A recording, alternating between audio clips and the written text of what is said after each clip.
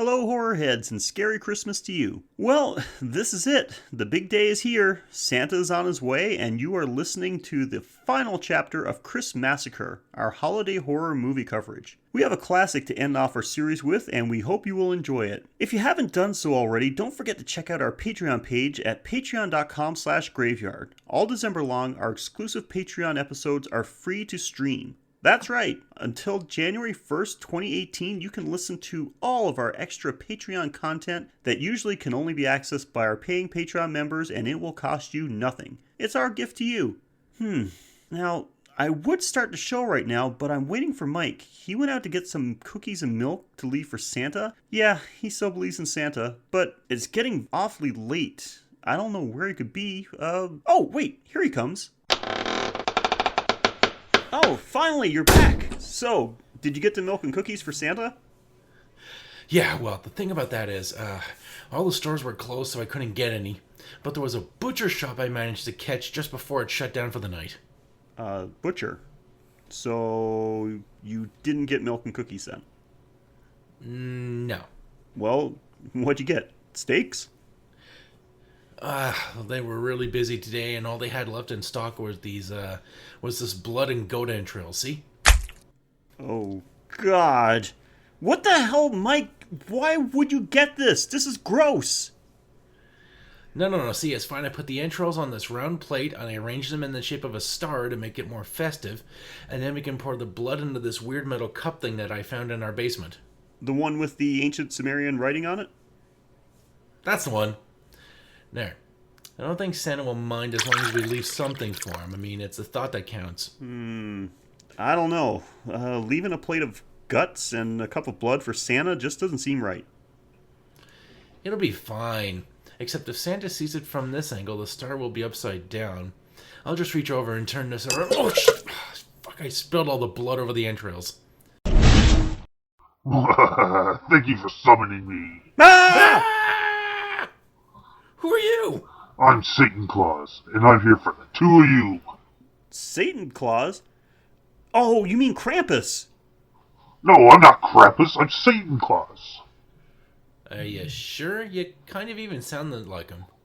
Don't compare me to that hack. He's been trying to get on my gig for over 400 years. Besides, he punishes people that have been bad. But I'm also evil, so I reward it. That makes sense. I mean, why would Satan punish evil people if he's evil too? Well, yeah, okay, that makes sense. But why are you here for us? We're not evil. Oh no? Each week you two spread the word of horror to the world, even through the holidays, and I think that's pretty evil. I'm not sure if it's evil. I mean, we just... Shh. Let's see where he's going with this. Go on. Well, maybe I've got a soft spot for you two after all the horror you've shared, and as a reward, I want to take you with me tonight for a Christmas rampage. There will be death and destruction and all kinds of holiday horror fun. You mean like a Christmassacre? Wink, wink. Ooh, nice plug. Thanks. Exactly. Now hop on my sleigh and let's go. All right, this is going to be fun. Woohoo! Yeah, let's go. Okay, this looks like a good place to sit down. Okay, so what do we do? Well, I've got all kinds of goodies in the back of my sleigh for times just like this. You guys grab some of those Molotov cocktails and start setting some of those parked cars on fire while I throw some bricks with threatening notes attached to them through people's windows. That doesn't seem right. Come on, lighten up. It'll be fun. Look at that car burn. Good work. Now you two keep it up. I'm going to chase those teenagers over there with this chainsaw.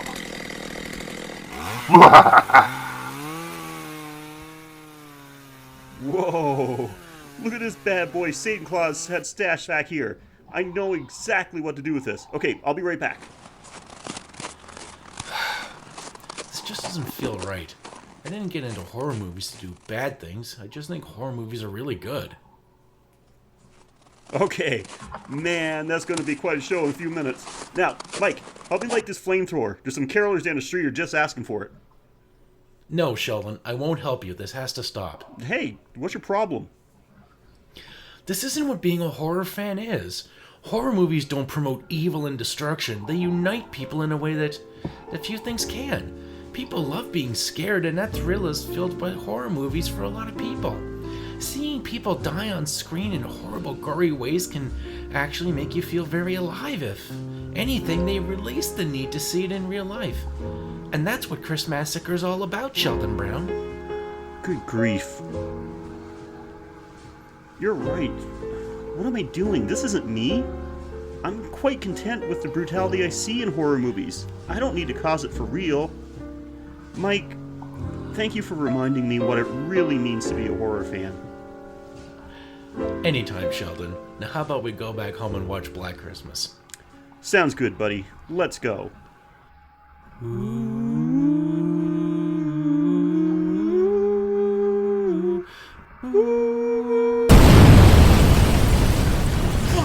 What was that? Oh, yeah. You should have given me that little speech of yours earlier. That thing I found on the sleigh, it was a bomb. I planted it in City Hall. Well, you're a felon. We better get out of here. Okay, I'll be right there. I just need to start the show. My name is Sheldon. Don't say your name out loud. This is a crime scene. And this is the Graveyard Shift. Horror with Sheldon and Mike. Mike, wait up. Don't say my name either. That was fun.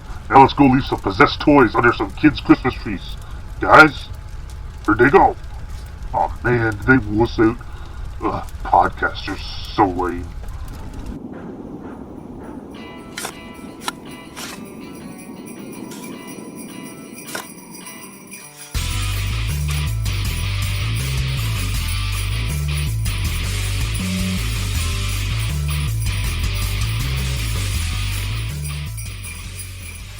Welcome to the Graveyard Shift and Part 4 of Christmassacre, the final chapter of our holiday horror movie coverage. Each week in December, we've watched a Christmas-themed horror movie and talked about some of the production details, the plot, what we liked, what we didn't like, which I have to say has been fairly light this month. We actually saw some good movies. And we'll also mention anything else we think is fun or relevant. And yes, I said we. Please say hello to 2017's number one most sought-after Christmas item, my co-host, Mike. Hey, everybody. Ho, ho, ho. I'm not going to make the ho joke again. So, Mike, how are you? Well, this is airing on Christmas Day, so hopefully I'm unwrapping some great presents, finishing off my chocolate calendar, and enjoying some delicious turkey, ham, potatoes. Hopefully, that's my prediction for a good Christmas. Wait. Okay. You have an advent calendar? Oh, wait. Christmas calendar. It's the December it's the one with the chocolate and the doors, for frick's sakes. Yeah. I don't know why that makes me laugh. The thought of you every day in December counting down Christmas with your advent calendar, but okay, whatever. It's only like 4 regular-sized chocolate bars inside a piece of paper. Okay, so gotta say, Mike is not very alert this time of year. It may be my version of seasonal affective disorder. My personality is the same. It's just that I'm borderline autistic. So I gotta ask. So you guys are listening to this on Christmas Day or a little while after, depending on when you check out our new episodes. But we're recording this a little before Christmas. So Mike, gotta ask you: are you on a naughty or nice list this year? I want to think I'm on the nice list because I'm spreading joy and cheer throughout the podcast.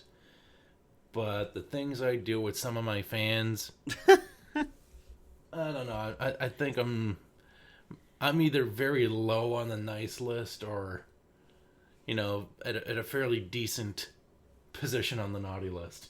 There you go. Hey man, like a little from column A, a little from column B. That's all part of your charm. Okay, yeah, so I try to blend the best of both worlds. Here you go. So Mike, this is it. One more holiday horror movie to talk about, and then we're done for this year. Yep, unless there's like 6 or 7, unless there's 4 Valentine's movies coming out, then, it would only be 2 at most because Valentine's is in the middle of the month, so yay. And it's also in February, so my statement still stands. Yep, we're at least getting a nice reprieve for January, so I'm looking forward to that. Just you, me, and whatever comes our way. Exactly. Yeah, I'm looking forward to it. Okay, so since we've only got one more left, and I bet everybody's itching to find out what we've got to say about it, why don't you tell everyone what movie we're capping off 2017 with? We're finishing off Christmas with Black Christmas. And without getting into details, because we will detail the crap out of this one in a bit, what did you think of it? A rather tepid note to end on, considering the smashingly good movies we've seen. I'm getting like a Hollow's End vibe here. Oh, come on now. Come on. We saw some great movies, and then we had a weak one Come on. with. Okay.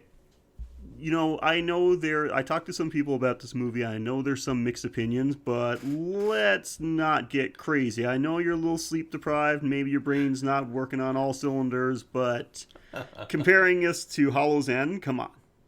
I'm just saying I got that same feeling of disappointment. I mean, this movie is definitely better than Hollow's End, but it's like Thor 2 compared to the rest of the Marvel movies. When you compare okay to awesome and amazing, then okay just seems like such a disappointment. All right. Well, yeah, I was kind of surprised because this one I know is a celebrated classic, but after talking to some people when we mentioned what our Christmas list is going to be, there was some division about Black Christmas. And there was something that somebody said that was almost sent me into a rage, but I'll talk about that later on. That's for later. That's for another list. I'll talk about that in a few minutes. But, were they telling you that Black Christmases matter? Dear God. You know what's on my Christmas list for this year? Yeah, I'm not even going to say it. Here's some info about Black Christmas. Laryngitis for Mike. Released on December 20th, 1974, Black Christmas is a Canadian psychological slasher film. It starred Olivia, I'm going to say Hussey, not Hussey, Keir Dullea, why is everyone's name weird? Margot Kidder, Andrea Martin, Marion Waldman, and John Saxon. John Saxon became a horror staple mostly through the 80s, and most of these people actually went on to have successful acting careers. Was John Saxon the old man? No, John Saxon. I'll tell you later. Come on, seriously. He was in a lot. He was in a lot of the Nightmare on Elm Street movies. Oh, the main cop. Oh, in this movie, yeah. Oh yeah, because I knew I'd seen his face before. I just couldn't place it. Yeah. So he's in a lot of horror movies. So this was directed and produced by Bob Clark, who would years later write and direct, I should say, another Christmas movie. That movie, of course, was A Christmas Story from 1983. Huh. And another side note, he also directed Porky's. God, man, this he cut his teeth on this movie and then gave us some perennial classics. Yeah. A Canadian superstar director, like the filthy Spielberg. Yeah, but now he is American. He just worked in Canada, that's all. So Black Christmas had a budget of $620,000, and at the end of its theatrical run had earned approximately $4 million.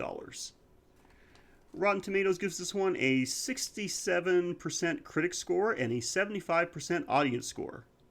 I gotta say, me and you are probably going to disagree. I'm in favor of the audience score for this one. Yeah, I'm going with the critic score. It wasn't awful, but I'd have a hard time calling it good. Now, as for the plot, just in case you didn't know already, during their Christmas break, a group of sorority girls are stalked by a stranger. Now, the description's a little light, but anyway, here's a little bonus info on this movie. The inspiration for Black Christmas came from two things. First, the old urban legend about the babysitter and the man upstairs. And two, a series of actual murders of young women that took place in Montreal, Quebec around Christmas time in the 1950s. Wow, tell me about that. So, what the hell? Did you just hear that? I heard me. No, you didn't hear you. You heard Siri. For some reason, me mentioning a bunch of murders in 1950 activated Siri on my phone. Your Google history is going to get you in trouble. Wow, that was weird. That's just what I want to hear. As soon as I mention, about a real life story about murders of a bunch of young women, I hear a woman's voice all of a sudden speak behind me. Damn, I'm going to take a drink, I think. You need a drink to calm your nerves. Holy shit. That actually Siri, quit freaking me the fuck out. So I cannot do that, Dave. What? So that's a different movie. From your favorite director. So we've got a little bit of division on this movie. I was on the plus side for this one. I really did enjoy it. I watched it once a long time ago, and I just did a recap of it recently. And I liked it. I'm gonna say it didn't. I was wondering if it was gonna shift. My opinion of it. Watching it for a second time was going to change my opinion. But no, it's still up there for me. I'm gonna say, I don't know if it's my favorite one of the movies we've watched for Christmassacre, but I'm not gonna say for sure, but it may be. So, you're just saying this to piss me off. I would never do such a thing. Not while we're recording. Okay, well, I guess then this is going to be the hardest part for you. What did you like about this movie? Before we get into that, I wrote down a question in my notes which wouldn't fit in any of our categories, and that is, did Margot Kidder even act in this movie, or did they just film around her more legible drinking binges? No, that's going to fit into a category. Don't you worry. Okay, well, my first is normal size Peter Dinklage. Because the movie begins with a sorority party, and this guy's kissing the girl, and the guy kissing his girl goodbye at the door looks like Tyrion Lannister. He's even got a fur coat on. So it's Tyrion visiting the wall, except this time he's standing over a girl. And I was just thinking, shit. And I just laughed and laughed, that's what normal Peter Dinklage would look like. Mm-hmm. Yeah, I was just waiting for him to say, to utter, I said, if this guy says the phrase, I drink and I know things, I'm going to shit my pants. But yeah, he's at a sorority house, so it's I drink and I bang things. So, first on my list, and I actually should probably bring up my list before I start talking about it. Something I got to say about this movie, what I liked, is that this movie actually influenced John Carpenter to make Halloween. I think that in itself is enough to give it some horror cred. We said on our Halloween Patreon episode that Halloween didn't invent the slasher genre, but it may have perfected it. And I don't think Black Christmas invented the genre either, but it certainly put it on the right track. Oh, yeah, you could go back to, even Psycho took inspiration from a French movie, I believe, called Diabolique. Mm-hmm, that's right. And that was one of the earliest, if not the first, effective slasher films. Yeah. But this was one of the first of having a killer stalking people in this type of manner. And when I say first, I mean comparing it to modern day slashers. Yeah, because you don't want to blend it in with murder mysteries. Exactly. But I'll just go into the second thing I had. This was the first. What I should say is that I'll go into the second thing on my likes list because it's kind of connected. The cinematography. This is one of the earlier ones to really nail the POV style. You've seen it in earlier movies, but this one didn't Psycho have that? It did in some scenes. This one was the one that I thought though that really genuinely had a creepy feel to it. It was done so effectively in this movie. Yeah, I'll give it that. So, Yeah, so I'll combine those two likes together. Um, because I just thought like this really the POV style created made it very tense, very suspenseful, and I found it was just it added a bit of realism to it that I found so creepy. So I give it points for that. And one of my things that I'll give it points for is that 12 minutes in, and we get our first kill. Yeah, You don't have to wait long. nope, it didn't There's waste a a lot of little time. buildup, a little buildup, and then bang, we got somebody that ain't gonna be around no more. Except they're still around throughout the whole movie. Yeah. Oh. Um, I like that. Like, I'll get into some specifics later, but like the kills in this movie were done very well. Not extremely graphic, not in a gory way. Anyway, disturbing, but not done. Not a lot of gore. So, not going to interest the. If you haven't seen us and you're a gore hound, you're the type of person that likes a lot of gore with their horror. This one's probably not going to interest you that much. But I found the kills very disturbing, very effective, and yeah, it's just another one of those movies. Maybe it's due to the because of the era it was done. There wasn't like a lot. You didn't see a lot of gore on screen for most movies, but either way, I don't think that. And I'm going to talk about this later on as well. Once again, talking about doing a little call forward. But yeah, it doesn't have to be graphic to be effective. So what do you got next? I like the old lush that runs the house. She just grabbed a book from the shelf and like, B for booze. What's Yep. inside? Some rum. Mm-hmm. And the way she's just like sniffing those bottles out throughout the house, she is just an enjoyable little character. Yeah. Oh, for sure. Until she gets hooked like a bad act at the Apollo.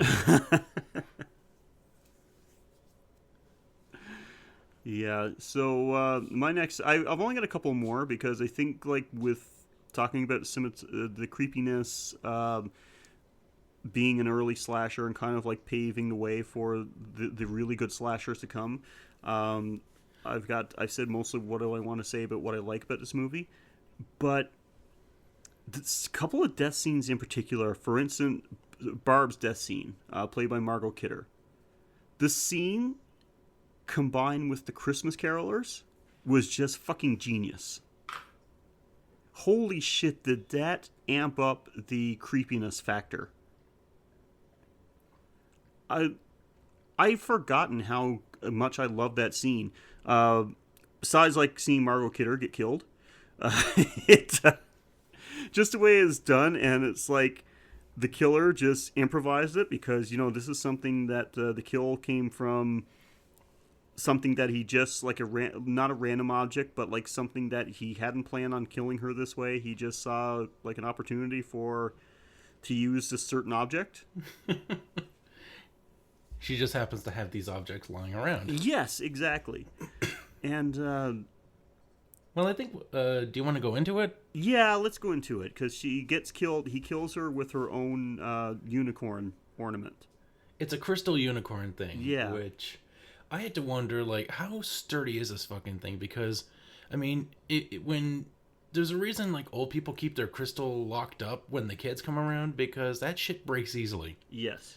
So you think when he stabbed her the first time, it would have gotten halfway in, broke off, and then you would have to just, like, bash her skull in with the rest of the unicorn. Yeah. Well, Because I cannot imagine that horn remaining intact while he perforates her. yeah, I know. It's just another one of those things that, like, I think it's just a movie trope that people, are much easier to. I think people in movies are much softer than they are in real life. She's just like a bag of blood. Yeah, I don't think anybody. She has no bones, and I'm saying no muscle this, tissue. I'm saying this from the point of like from somebody that has nothing to like grade it against either. But I don't think people realize like how much force it actually takes to like impale someone. I guess the closest thing I've ever done is when, because I mean, I have been hunting before. I know what it's like to have to dress an animal.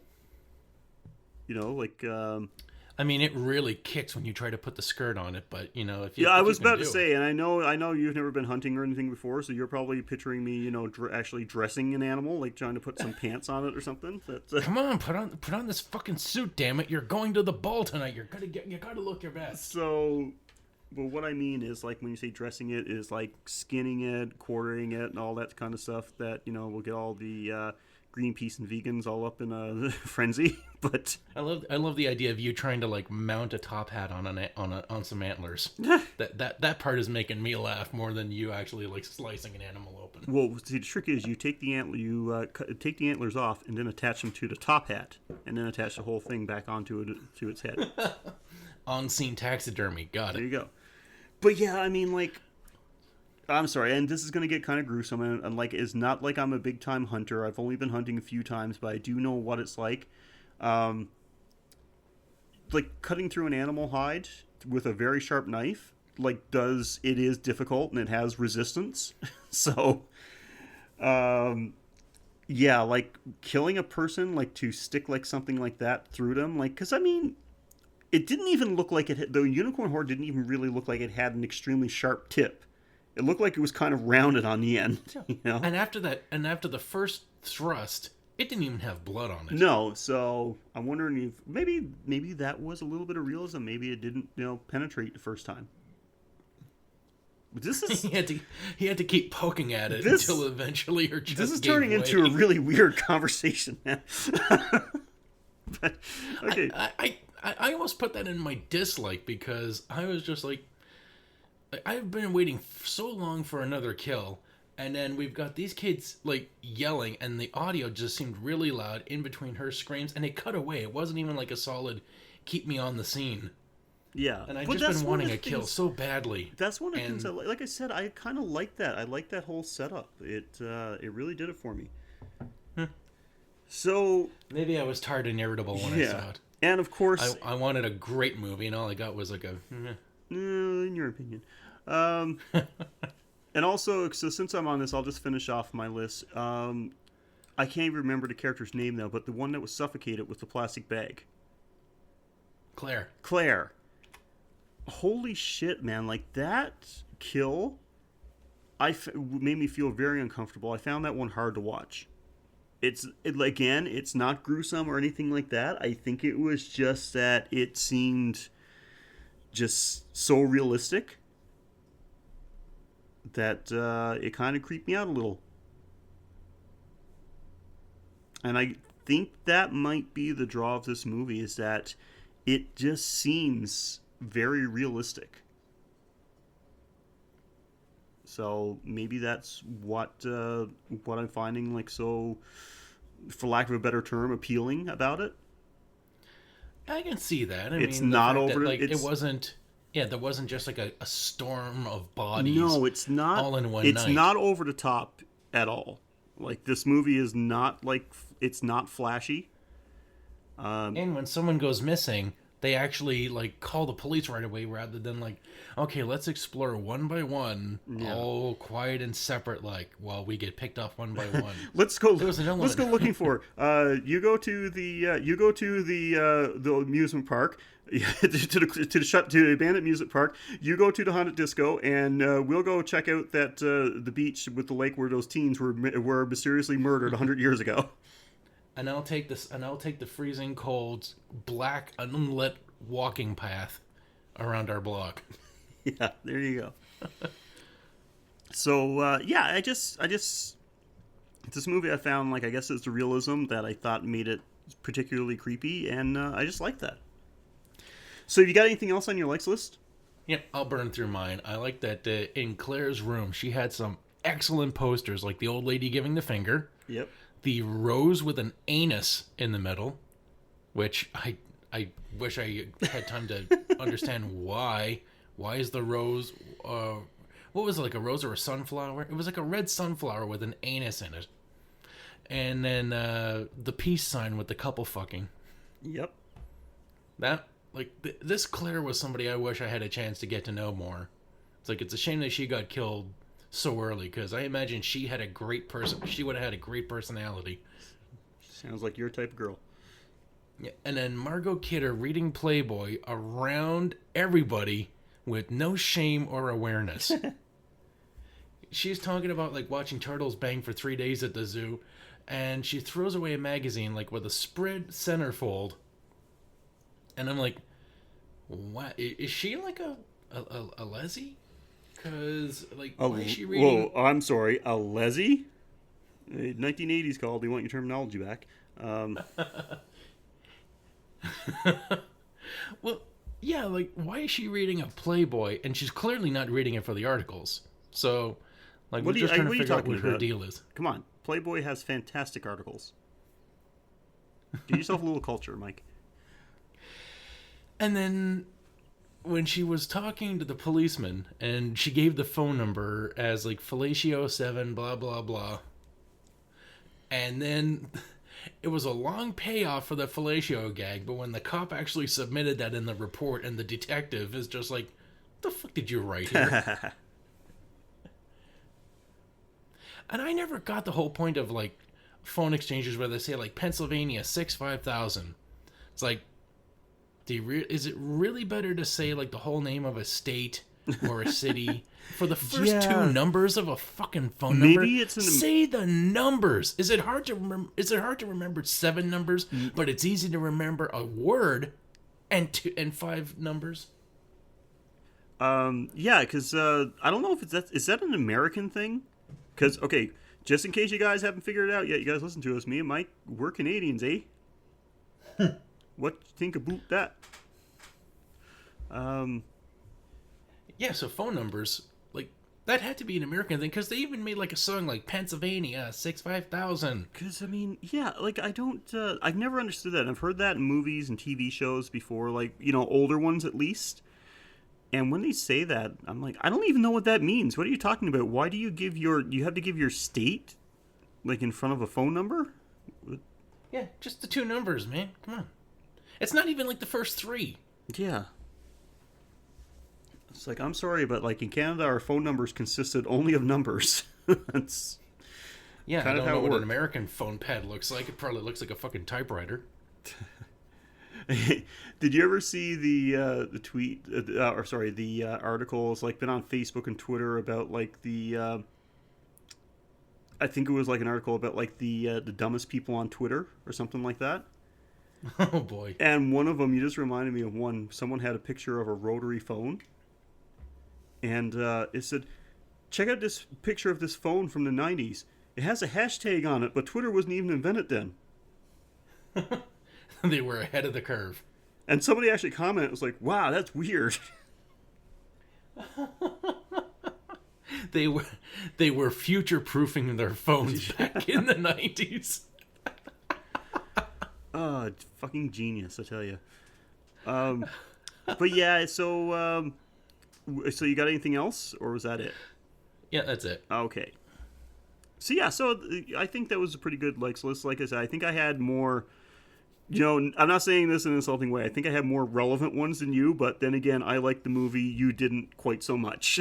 So yeah, I'm grasping at straws for points of praise. But that's cool. I mean, you're obviously not alone. So let's move on to what we didn't like about it, and I'm gonna go first. And I kind of already mentioned this a little bit, but Margot Kidder, I don't like her. I've never liked her. I really wish she wasn't in things. Well, I guess she's not anymore, because when was the last time that she had an acting gig? But isn't she dead? Margot Kidder? No, I don't think so. Is she? Now I gotta look that up. I don't think she is. I think she's just crazy.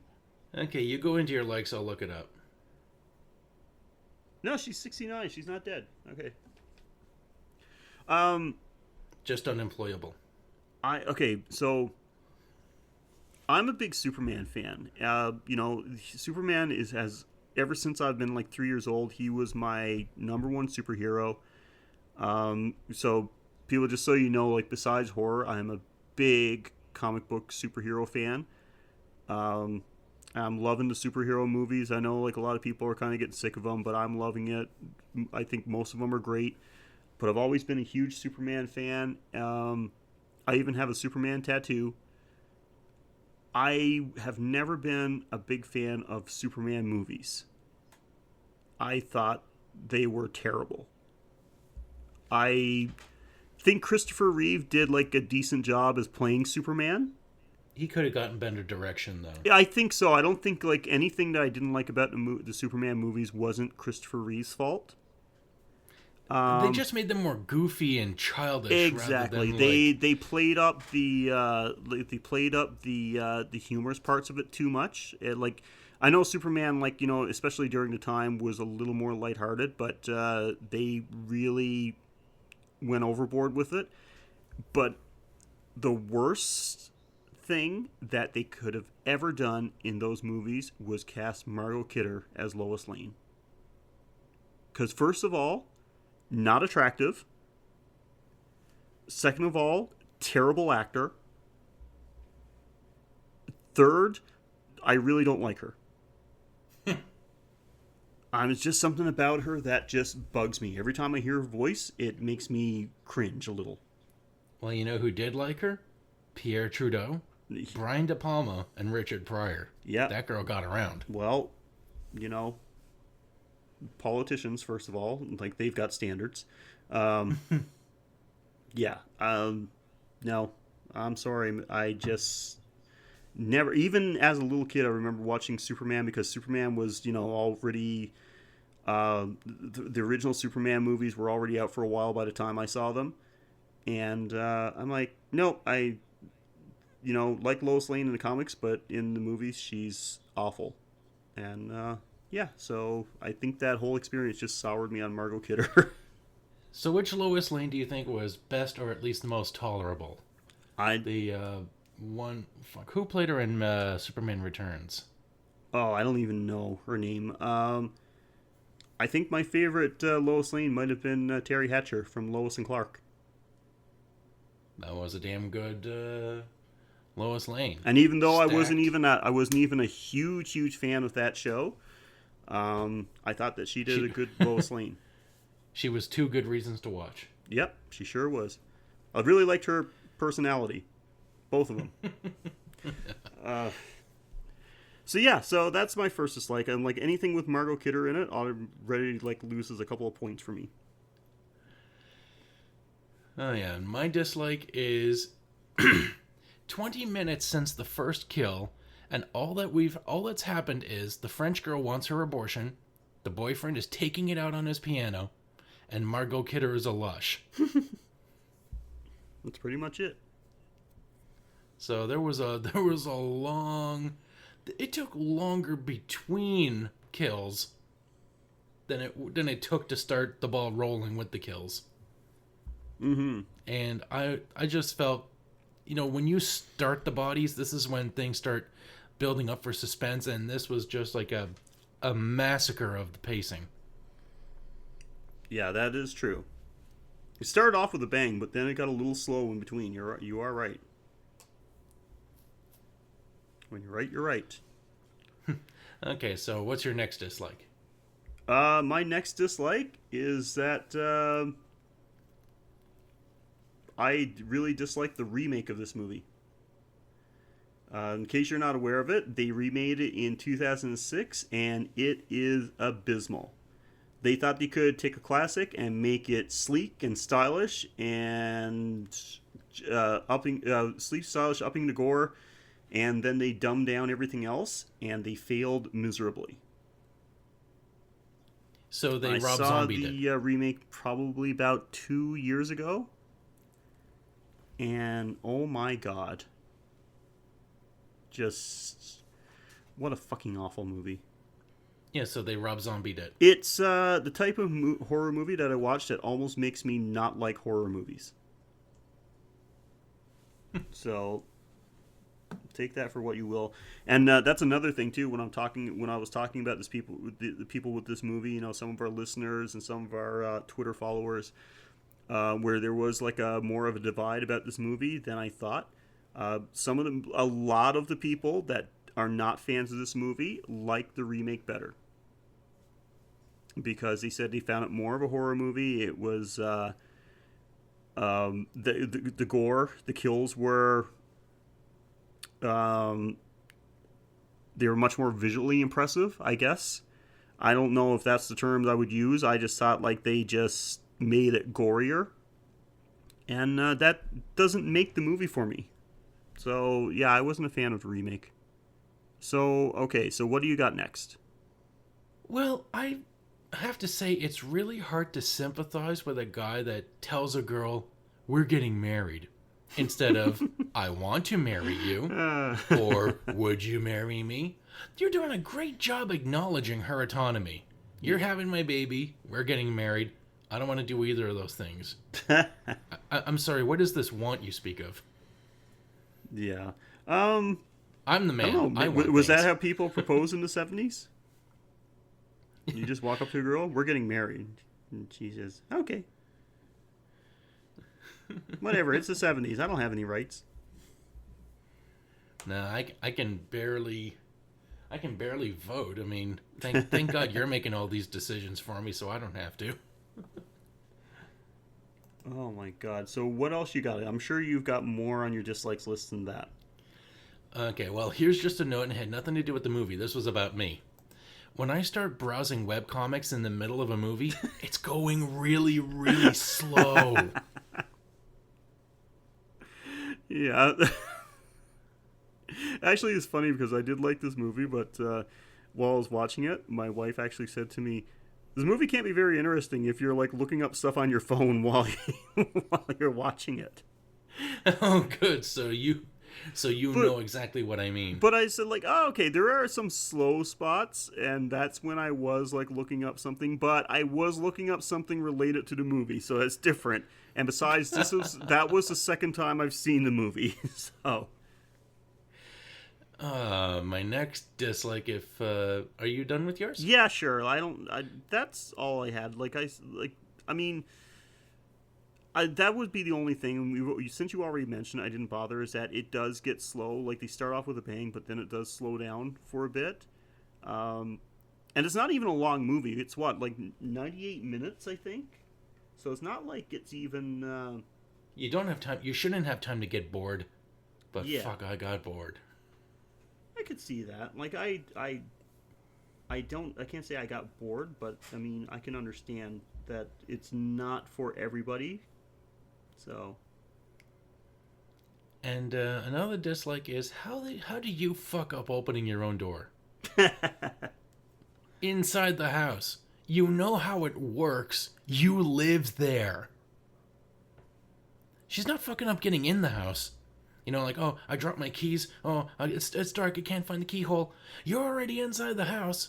All you gotta do is turn the knob, and if you've locked the house, and if you've locked it, flip the knob and flip the lock, and then turn it. It is really like, even at its most, it is less than a second to completely unlock this door and then open it. And she fucks it up. Yep. So even back then, they're just like, okay, the women in our movie are retarded. How do we establish this without outright saying they have mental deficiencies? Hey, I know. Why don't we have one try to open a door? I know plenty of people that have problems opening doors, okay? And then at the end of the movie, we don't even get to see the bad guy get killed. We just see this guy approaching the girl, and then we see what appears to be, like, both of them got killed. And then turns out, oh, she fainted after killing this guy that got too close. And then they put her to bed, they give her something. The father walks in, the father of the first victim walks in, faints. So you think, oh, then he must have seen them pull his daughter's body out of the attic. And then everybody fucking leaves her alone in the death house. Yeah. And we see the camera pan up to the attic where the bodies are still there. So they did not get found. Or they did get found, but the cops thought, you know what, it's fucking Christmas. It's midnight. These people aren't going anywhere. Let's just check in the morning. after we have some turkey, hang out with our kids, exchange some presents, we'll just leave these exposed corpses and this unconscious, terrified, traumatized woman in a fucking house. I mean, goddammit, these cops are awful. Even the smart cop is just like, all right, we'll just give her something so that she calms down and we'll just leave her. And we don't even know, did they find the corpses in the attic? Because they just said, oh, we're going to need the hospital because the morgue can't handle all these bodies. So I thought, okay, well, they found all 4. But if a morgue can't handle 4 bodies, like, did they find like a whole ton more? And then we find out they didn't even find the bodies in the attic because they're still there. They're still in the rocking chair. The old lady's still suspended on a hook through her throat. Nobody has found these bodies. And is the morgue so fucking small that they can't accommodate the 2 that they found? Yeah. Oh. I mean, this movie fell apart like a... Okay, calm down. I mean, that's not a dislike. That's like a fucking why?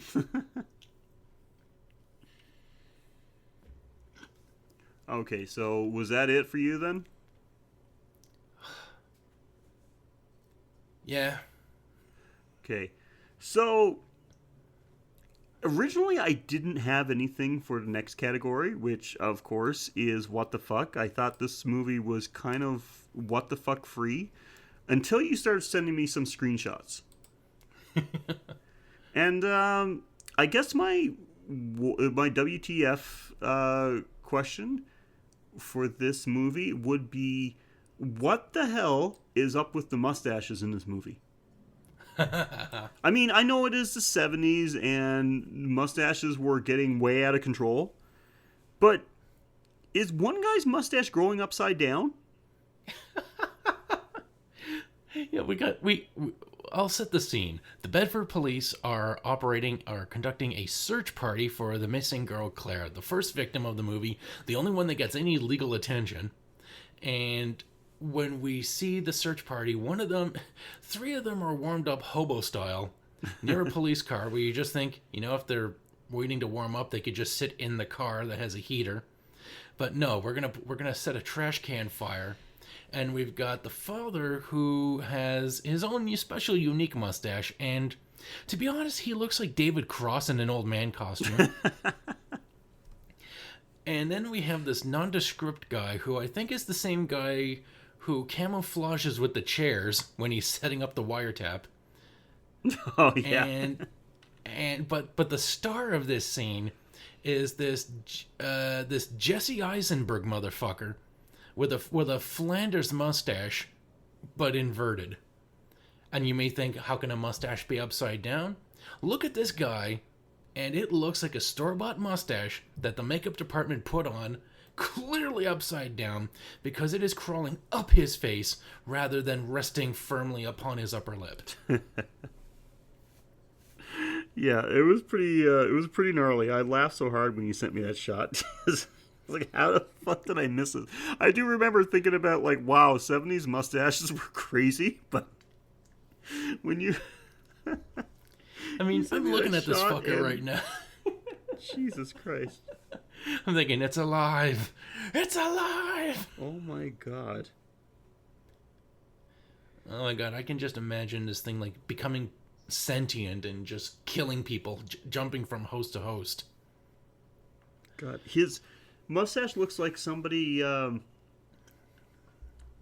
made it out of, like, the quotation signs. Like, they took the quotation signs and took both parts and then just turned them sideways and stuck it to his face. It's insane. Holy crap. Face quote. Yeah. I'm going to have to post a picture of this on Twitter and Facebook just so people can see it, and I will actually just crop out everything except for this guy's face. So you know exactly what... My god, like, his mustache goes halfway up his face. Yeah, it seems to stay level with his nostrils. Yeah, like, it could be nose hair. Maybe it's his nose hair that got out of control. Holy shit. Okay, but anyway, this guy's mustache in particular, that was my WTF moment, so... And speaking of phone questions, my first what the fuck, because this is where this movie shined with me, was just the inexplicable questions. How was Margot Kidder able to talk with her mom on the phone while also asking the operator questions? Like she's talking to her mom. She says something like she clearly has trouble hearing what her mom's saying, so she taps the phone, talks to the operator. And then she ends up saying, "Okay, Mom, I can hear you now." And I'm like, was the operator listening in on this call? Is that how phones worked in the 70s? Were the operators like always constantly hearing your calls? Like, how was she able to speak with her mom rather than being, "Operator, yeah, okay, can you check the connection and reconnect me? Hi, Mom?" No, it's not. She never talks like the phone, like the conversation is being disconnected. Mm-hmm. She talks as if as if this is being supervised by tech support, and then without any having to call her mom back, she just talks to her like, "Okay, Mom, I can hear you now." So the operator had to be just sitting in on this. Yeah. In the 70s, did he still have operators this row of operators sitting behind switchboards connecting calls and stuff, and with the giant ass headphones? Well, Lily Tomlin on Just for Laughs, she did that old operator lady sketch, so she knows. Yeah. She knows that struggle. Yeah. And another Margot Kidder, what the fuck? Does she not know how asthma or inhalers work? Because she has an asthma attack, and she kind of sucks on the inhaler a bit, kind of like she's giving a reluctant blowjob. Jesus. And she's not I've seen asthma firsthand. You breathe in, and then you stop so that the medicine has a chance to rest in the lungs, and I'm not quite sure what it does. If it opens up blood vessels or closes them, or it opens up your airways. Yeah. And the way she mimes that she's spraying some of the medicine in her mouth, and while still going and tapping, vaguely bringing the inhaler to her lips and pulling away, like I said, a reluctant blowjob. And I'm like, you're supposed to stop breathing so that you don't exhale all the medicine. That's kind of how an inhaler works. And you think if they're going to write that in, that the guy watching it on set would be like, "Okay, cut.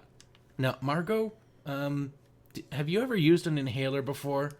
I don't do any medicines. They're bad." Mm-hmm. Oh, okay, well, the thing is that there's medicine inside, and it has to stay inside your body in order to help you. That's kind of how it works. So maybe we can shoot this again, and you can just not hold your breath when you spray the medicine in your mouth. It's Margot Kidder, man. Seriously, she doesn't know how anything works. She's a fucking idiot. Yeah, but the fact that I can just imagine this woman must have been a beast on set if nobody thought, "I'm going to instruct this woman so that she, one, learns something, and two, may be able to improve her acting technique." And the killer himself, he gets a what the fuck, because I'm like, what is the deal with all these multiple voices on the phone? Are these girls being stalked by Michael Winslow? I was expecting this guy to be like, "Billy, I'm gonna have a birthday because I've been a good boy, and I'm gonna watch out for the peeps, the sweeps, and the creeps."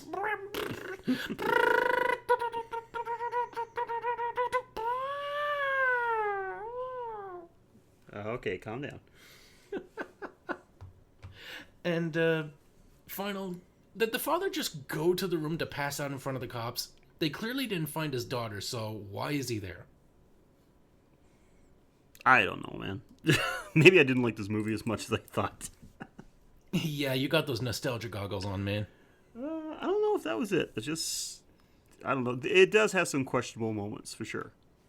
That's why I'm quite okay with the 75% that the score that Rotten Tomatoes gave it for the critic score. It's 75% good. It's fine. Yeah, I'm all tapped out, except for the random appearance at the beginning by apparently Gene Shalit. I knew you were going to say something about that. I'm giving this movie 2 thumbs up because I'm in it. Okay, well, that's everything we have to talk about regarding this movie, except for one thing. And honestly, I don't know what you're going to pick for this, but I cannot wait to find out. This is going to be... either one you pick is going to be a surprise to me. So what have you got for us? I gotta say, the most exhilarating kill of the week goes to the old house lady who gets a hook thrown into her face. Okay. She's looking for the cat, and I'm just like, why did, like, so many people in horror movies are looking for their goddamn cat. Stupid cats. And she's looking in the attic, and I'm like, oh no, I mean, like, I know they gotta kill her, but could you like let her be like the third or fourth kill? I want to see more of this girl. She's hilarious. But no, she ends up looking in the attic, taking her sweet time. Instead of going just in the attic, she just like climbs up, sticks her head out, looks around, and just takes her time. And she sees the guy standing holding a winch, a hook on a rope on a winch. And I'm just wondering, one, who set this up in an attic? Like, how many people are like, the winch should be over the door. I don't know where it is. But anyway, he's got the hook on a winch. I guess it's to load shit into the attic. And instead of just, letting go of the ladder, as soon as you see someone throwing a hook at your face, I would just like let go of the ladder and be like, gravity, take me away. But no, she just stands there, screams. We see the hook get thrown at her through the camera, which is good filming. I will give it that. And then the hook clearly like pulls her up as she's like, and only seconds before someone else opens the door looking for her and be like, can't see her. Okay. Yeah, they look really hard. No, good choice. That was probably the most graphic death in the movie. So that's yeah. I can't give it up to Margot Kidder because I mean she gets stabbed by a unicorn horn that, one, doesn't pierce her flesh, two, should have broken, and being cut away with kids singing while we see like her hand go against like what appears to be a completely black void of a room as she smashes some figurines, which again shows how easily they get broken. Mm-hmm. And there was just like, it was too inexplicable for me to get behind that one. Yeah. But the old lady getting a hook in the throat and getting Sandman up into the attic, that I'll get behind. Awesome. All right. Good job. Guys, that is our coverage of Black Christmas, and that's it for this year. 2017 is done. I can't believe it. I can't believe 2017 is over. Like, I mean, this is it.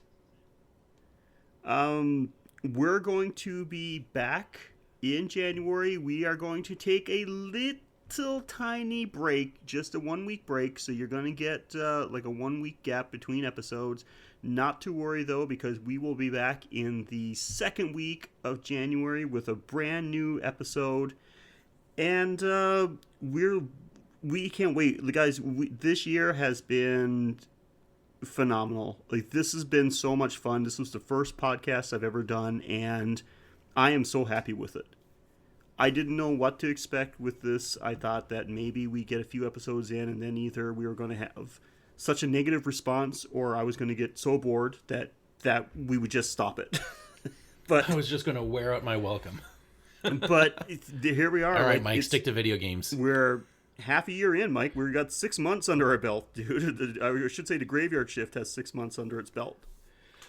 We're 6 months under. That's pretty damn good, I think. And, like, no sign of stopping. It's no sign of slowing down. Like, if anything, things seem to be picking up. So, oh, so many people are asking to be on the show. The Twitter's lighting up. We're getting people talking to us on Twitter, not just like following us and be just like leaving us out of their feed. Yeah. But guys, the Twitter's going, the Facebook, your people are talking to each other and talking to us, responding. This is we're growing up as a nice little community here, and I got to say I consider it a success. Absolutely. And guys, we want to hear from you. We want to know what you think of the show, what you think of us. Do you have any requests, movie suggestions for 2018? Then you've got some options. You can contact us through email. Just send your whatever you want to send us to graveyardshiftpod@gmail.com. You can follow us on Twitter at GYS_horrorpod, and you can follow us on Facebook at facebook.com/thegraveyardshiftpod. And if you want to make a financial donation to the show to help keep up with the administration and promotional costs, then and our eventual legal defense fund, inevitably, then you can do so at www.patreon.com/graveyard. All of our Patreon supporters get access to exclusive content. That's bonus episodes, extended episodes. We usually post one at least once a month. And anyone that's sponsoring us on Patreon get access to that. Except in December, where all through December, so you still got like another week to go, we've taken down the paywall. Everything on our Patreon right now is free for everybody to go have a listen to. So you can go take a listen to all this exclusive content, see what our Patreon sponsors are getting year round, and decide if you think it's worthwhile supporting. And in the new year, you can certainly sign up. You'll get access to all existing and future Patreon episodes for just $1 a month. So I think that's a pretty sweet deal, and it really helps us out a lot. Of course, we realize not everybody has the money to give us money, but don't worry, you can still help us out a ton. The best way to do so would be to go to iTunes, rate, review, subscribe. Seriously, in the long run, that's what's going to help us out the most. If that's not an option for you, you can still help us out by sharing us on social media, sharing us word of mouth. If you know somebody that's interested in horror, likes podcasts, would think they would want to listen to us, just tell them about us. And if none of that works for you, just do what you're doing right now. Keep listening to us. You're finding us some way. If you're listening to us, just keep doing that. Seriously, that's all it takes. So again, guys, thank you so much. This has been a fantastic year. I know we haven't been doing this for a full year. It's just been half a year so far, but it has been fantastic. Mike, thank you for being such a great co-host as always. You have made this experience so good.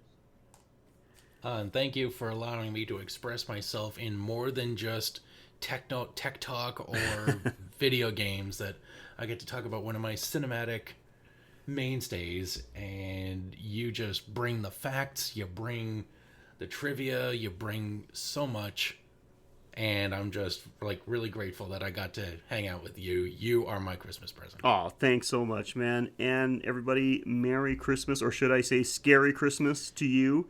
Merry Christmassacre.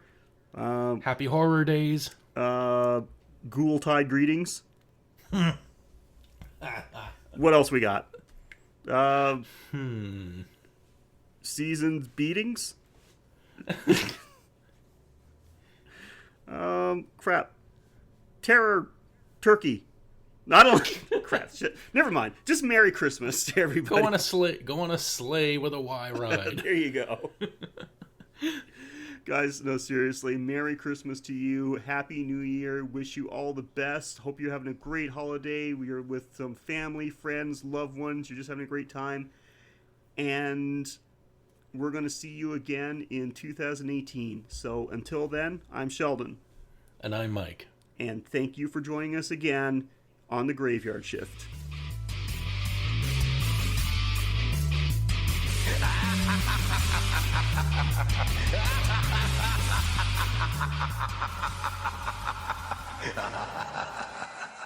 Happy Boo Year. Merry Christmassacre to you. and to all a good fright. Oh, nailed it, Mike.